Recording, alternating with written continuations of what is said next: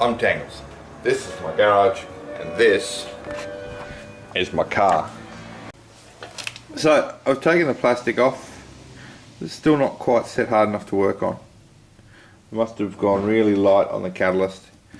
On a whole it's solid, it's just tacky. So this is the back side. It's a nice flat surface which I'm going to destroy. I'm going to rub all that back and most of this, and you know, and put more resin and more matting on that. Same on this side. That discoloration is from using the heat gun to try and accelerate the curing process. I got a bit close, but yeah, it's setting very slowly, which is just yeah, frustrating. It just means that I'm a little bit behind. And I'm not going to be able to do anything on it tonight. Also blistered the paint with the heat gun here, so it's fairly hot. This side here, I'm just going to give a quick rub down, lay a couple of sheets on it, rub down, lay a couple of sheets on it. They're the top side as well, rather than just the bottom. And then I'll have to re-drill these holes, that one and that one.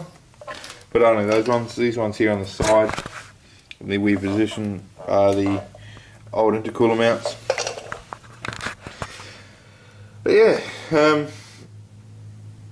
that's what I'm up to, and that's as far as I can go today. Let's see, it's, you know, it's hard. It's just not quite set. It's not sandable or workable yet. Yeah, so I must have misread it and put too little catalyst in. It does say to put more in on cold days. It is a cold day. It's a very wet day. It's been raining all day, so yeah, relative humidity and temperature have an impact on these things. But yeah, I mean, you can see you get a nice flat surface by doing what I did. I'm going to take all that off, put more glass over it, and then shape it all again. Hopefully for the last time. Well, it's the next morning. I was going to, like I said, put a layer on top of this, but with how meaty this is, and you know, if I follow the shape it's coming out here, there's plenty of meat there, and this is pretty much perfectly flush on top, which I didn't achieve last time because I used cardboard as a backing element instead of that plastic. That plastic has been perfect, so I'm going to stick with that, I reckon. You know, trim off this excess, and that's it, which means I probably won't bother with the front. I mean, it didn't really need doing anyway. I just did that as a precaution, so I'll just tidy it up, I think, as it is. I mean, I've got to go to the event tomorrow. There's that as well. So the sooner I get the car finished, the better, because I've got to do other things. I've got to organise insurances and book a fucking tow truck. Shit, I'd forgotten all about that. Yeah, quite a lot of things to do before tomorrow, so yeah, better get onto it. So I've just done a rough shape and knocked these off using my angle grinder.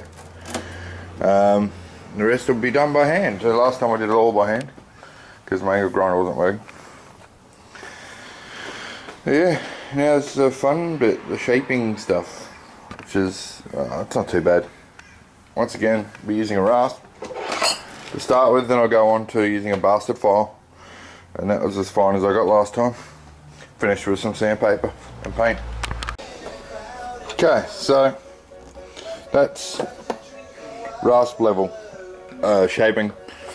Just take your time with this too. You know, fiberglass is flexible, but not at this sort of level or degree in thicknesses. I could very easily have snapped it if I just dragged down on it too quickly. So a lot of the working around here is in that direction.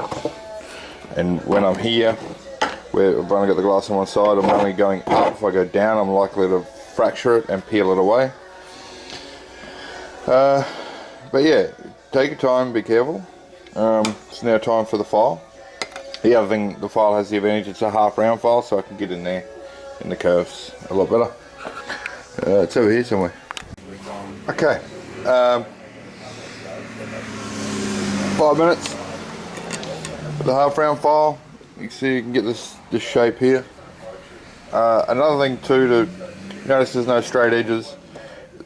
Straight edges create what's called, or corners create what's called stress raises, and it's a point for stress to collect basically, and that'll be a point of failure.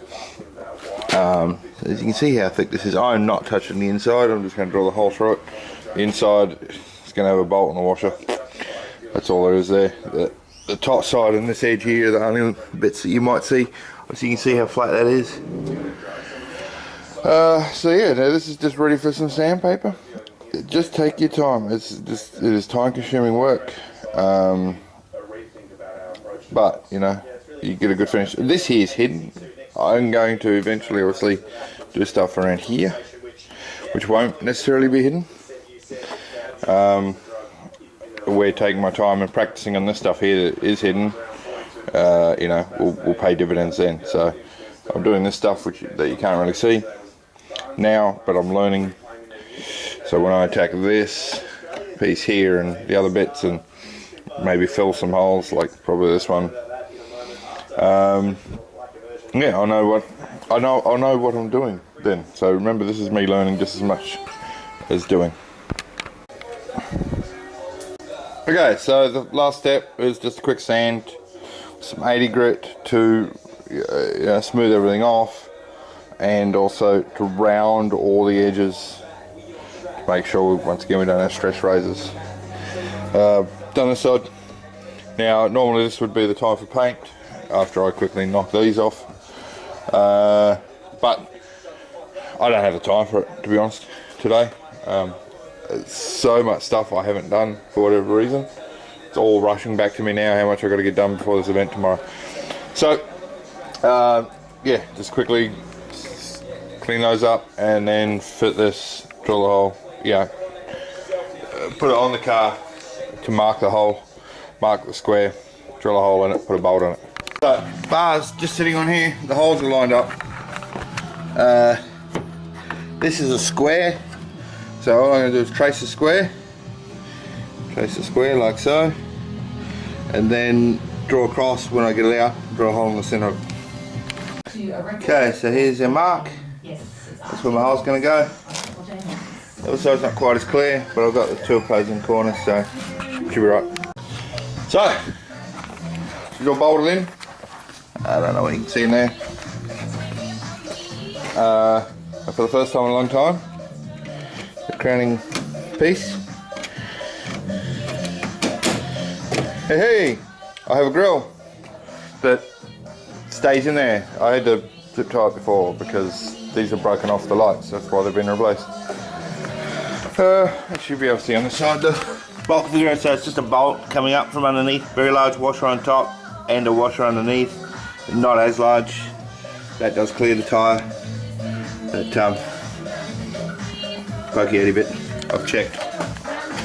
So look.